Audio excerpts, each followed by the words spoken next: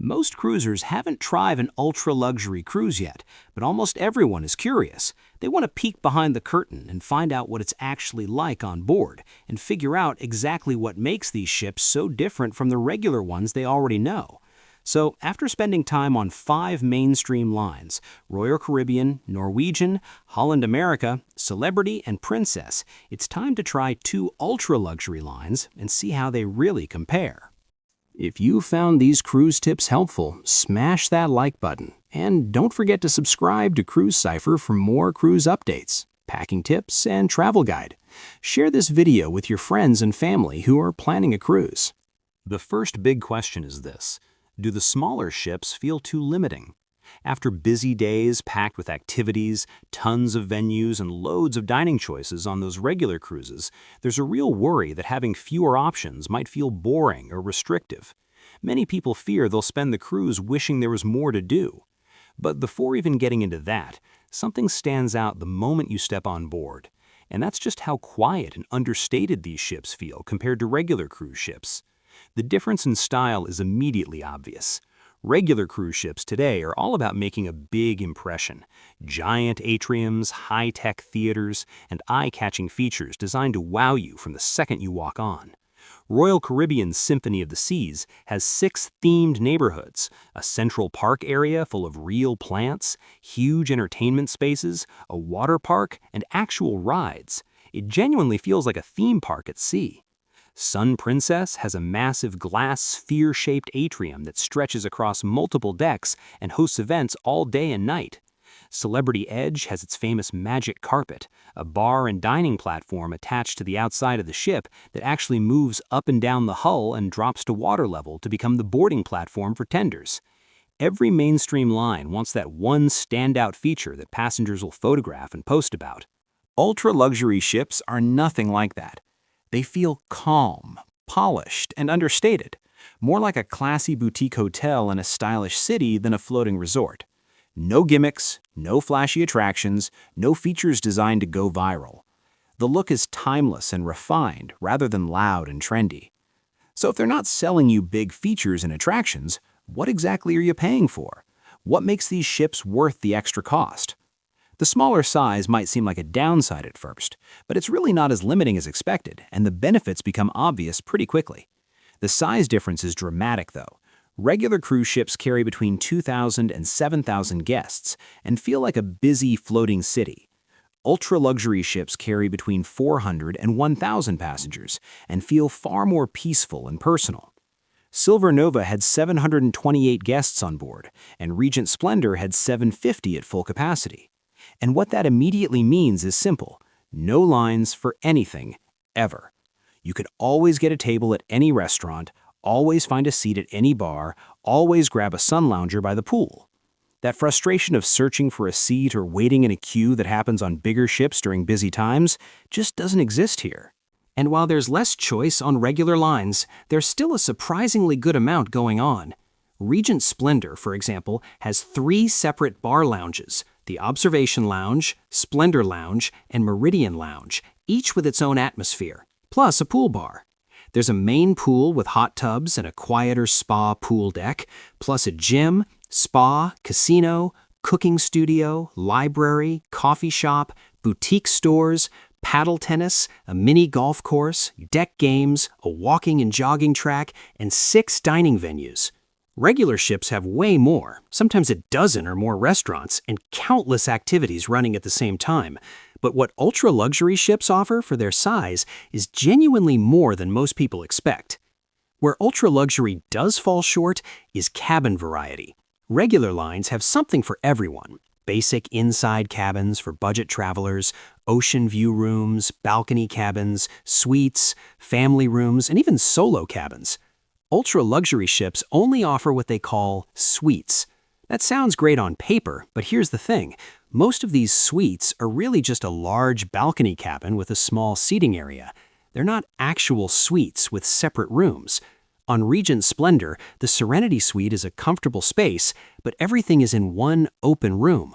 For a similar price, you could get a genuinely massive Neptune suite on Holland America with a proper separate living room, or a real suite on Princess with a separate bedroom, sitting area, and dining space that actually feels like an apartment.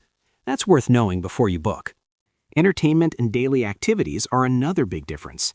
Regular cruise lines run non-stop programming from morning until late at night, including full Broadway-style shows with big sets and costumes, trivia all day long, pool parties with DJs, live music in multiple venues, enrichment talks, and so much more. On Symphony of the Seas and Sun Princess, the daily program listed around 80 activities each day, almost too much to choose from. Ultra-luxury ships take a completely different approach. The daily schedule is lighter and much more relaxed, around 15 to 20 options per day rather than 80. There's still trivia, and it gets a good crowd. There's bingo, expert guest talks, craft sessions, the occasional dance class, and live music in the evenings. After dinner, there are small, intimate shows, 4 singers and 4 dancers performing in a cozy theater. But the evenings are really more about long, relaxed dinners and good conversation than being entertained non-stop. If you're the type who loves constant shows and parties and activities competing for your attention, this will feel quiet. But if a slower, more peaceful pace sounds appealing, it fits perfectly. Service is where ultra-luxury really starts to stand apart. The crew-to-passenger ratio is almost 1-to-1, nearly 1 staff member for every single guest. The crew backgrounds aren't dramatically different from regular lines. European staff tend to hold senior management roles, while frontline positions in dining, bars, cabins, and ship operations are largely filled by crew from the Philippines, India, Indonesia, and countries like South Africa and Zimbabwe. What's different isn't who the crew are, it's how they work and what's expected of them. On regular lines like Royal Caribbean, Norwegian, Princess, and Holland America, the focus is on speed and efficiency. Staff have to serve hundreds or thousands of people and move quickly to keep everything flowing. On ultra-luxury ships, the pace of service is different. Not slow in terms of getting your food or drinks, those arrive just as promptly, but staff have time to actually talk with you, get to know what you like, and remember who you are. On both ultra-luxury ships, guests are called by name all over the ship, in the dining room, at the pool bar, on the deck, because staff have fewer people to keep track of, and it's genuinely part of their job. They learn your favorite drink, your dietary needs, where you like to sit. It feels natural rather than performative, and that personal touch is one of the biggest things that separates ultra-luxury from everything else.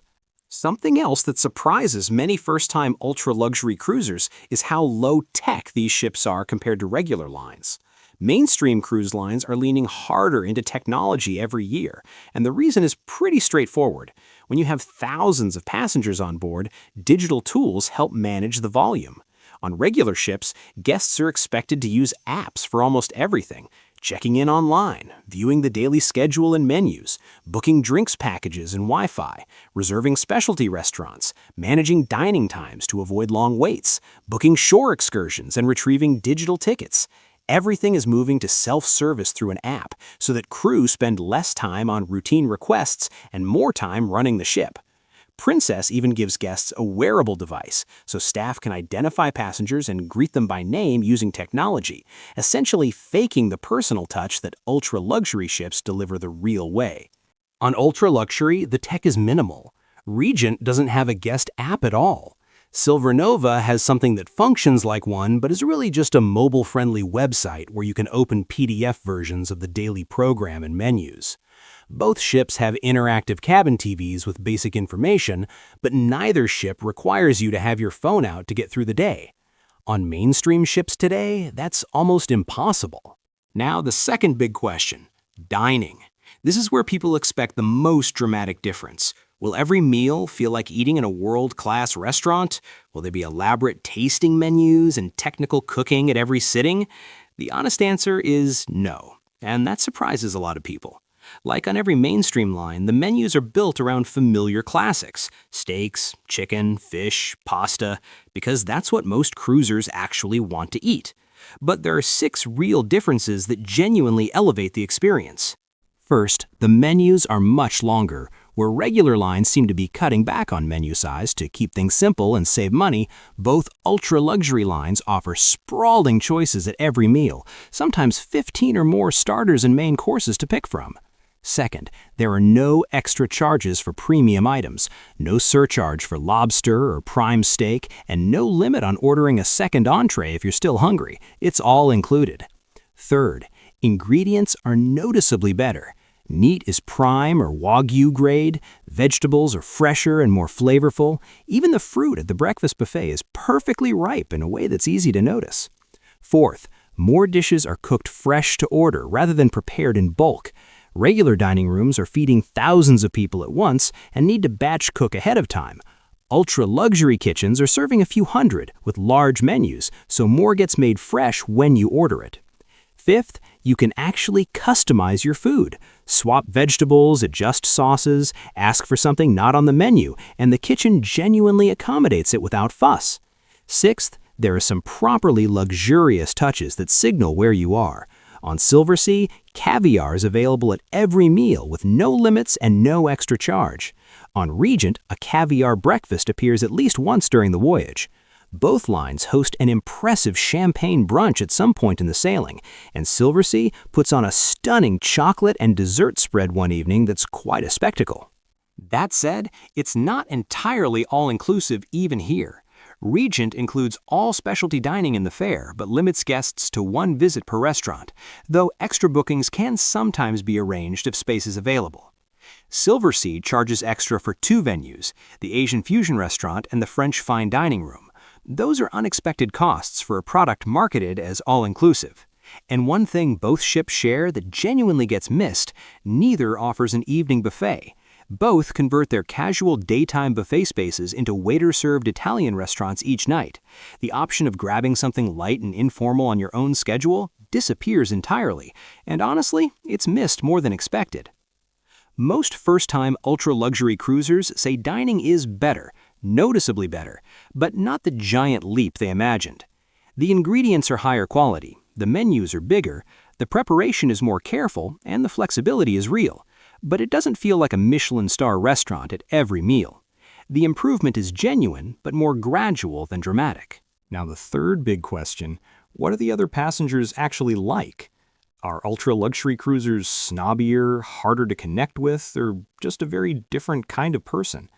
What guests discovered is genuinely surprising and challenges a lot of assumptions. First, the same bad behavior that shows up on regular cruises shows up here too. Chair hogs at the pool, people doing FaceTime calls on speakerphone in public areas, and the daily program contains the exact same reminders seen on every cruise ship. Please don't slam cabin doors late at night. Don't reserve sun loungers and theater seats with personal items. Don't use the laundry room outside designated hours. Follow the smoking policy. Dress appropriately for dinner, and so on. Apparently, no price point eliminates inconsiderate behavior entirely. Second, the same things that are popular on regular cruises are popular here too. Trivia draws a competitive crowd. Live music and shows fill up. Talks and lectures get good attendance. And just like on regular ships, many guests enthusiastically collect activity points to redeem for branded merchandise at the end of the cruise. The core of what people want from a cruise doesn't really change based on the price tag. Ultra-luxury passengers fundamentally want the same things as everyone else. A comfortable cabin to relax in, good food, attentive service, some entertainment, good people to talk to, interesting ports, and worthwhile excursions. The desires are universal. The passengers are, of course, relatively well off to afford the fares, well-traveled with passports full of stamps from around the world, and most have sailed on ships of all types before moving up to ultra-luxury. Many made the switch after their children grew up and left home. They wanted a quieter, more adult environment without the constant need for round-the-clock entertainment that defined an earlier chapter of life. And despite what you might imagine, they're not flashy. No parade of designer outfits and expensive jewelry. It's actually less formal than some regular cruise lines. On Regent, guests can wear jeans and polo shirts to dinner in the main dining room, which certain mainstream lines don't permit at all. The atmosphere is relaxed and unpretentious in a way that genuinely catches you off guard. And then there's the price. which is the biggest difference of all and the one that stops most people in their tracks. A balcony cabin on a mainstream resort line like Royal Caribbean or Norwegian starts at around $150 per person per night. On premium lines like Holland America or Princess, it's at least $300 per person per night. On smaller, luxury-leaning lines like Viking or Oceania, you're looking at around $600 per person per night. On Silversea, Regent, and comparable ultra-luxury lines, the starting point is at least $1,000 per person per night, and often considerably more. More things are included in that fare: premium alcohol, specialty dining, gratuities, Wi-Fi for basic browsing, and fitness classes, but there are still some extras: ultra-high-speed streaming Wi-Fi for video calls and Netflix, premium wines beyond the standard selection, and shore excursions on most ultra-luxury lines except Regent, which bundles them in. So it's not entirely all in, despite the headline number. One thing that is genuinely refreshing, though, there's no constant upselling. No photographers wandering the ship trying to sell photo packages, no promotions for premium add-on events and extra charge experiences being pushed at every turn. That relentless sales pressure that's become a fixture of regular cruising is simply absent, and it makes for a noticeably calmer atmosphere. But is the price actually worth it when you do the math? If you calculate the value of everything included, drinks, gratuities, dining, and compare it to what you'd pay separately on a regular cruise, the gap narrows but doesn't fully close unless you're comparing to a luxury suite booking on a mainstream ship where similar inclusions apply. And here's the irony: for the premium price, you're actually getting a smaller cabin than you would in a suite on a regular line, where genuinely large multi-room suites are available for comparable money. The square footage simply doesn't favor ultra-luxury when you compare like for like. What becomes clear is that what you're actually paying for is the experience of a smaller, calmer, less crowded ship where nothing feels rushed, staff know who you are, lines don't exist, and everything feels more like a polished boutique hotel than a floating entertainment complex. Ultra-luxury ships can also reach some places mainstream ships can't. Regent Splendor can call into St. Bart's in the Caribbean, which larger ships avoid because the numbers would overwhelm the island. It can dock right in the center of cities like Monte Carlo, while bigger ships have to anchor at large commercial ports miles outside town. But broadly speaking, both types of ships cover the same main regions: the Caribbean, Mediterranean, Alaska, because those are the destinations people want to visit regardless of ship size.